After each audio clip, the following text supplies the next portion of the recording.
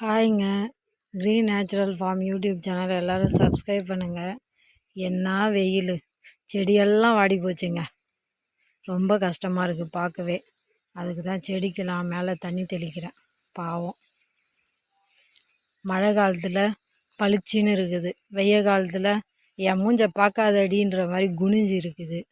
அதுக்காக அதை வெயில் தாக்கத்தை போக்குறதுக்கு தண்ணி தெளிக்கிறேன். இதை பாருங்கள், இப்போ பாருங்கள் செடியை எப்படி இருக்குன்னு.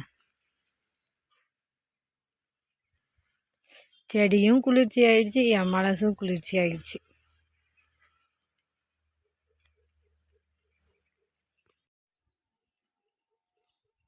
பாவம், செடியெல்லாம் வாடி போச்சுங்க. இலெல்லாம் பயங்கரமாக காஞ்சி போச்சு. நம்மளாலே ஒரு 2 நிமிஷம் வெயிலில் நிற்க முடில, அதுங்க நாள் முழுக்க இங்கேயே இருக்குதா வெயிலில். அதனால் கொஞ்சம் தண்ணி ஊற்றுமே. இதுவும் ஒரு வாயில்லா ஜீவன் மாதிரி தான். தண்ணி ஊற்றாததுக்கு முன்னாடி இருக்கிற செம்பருத்தி செடி எவ்வளோ வாடி போயிருக்கு பாருங்கள்.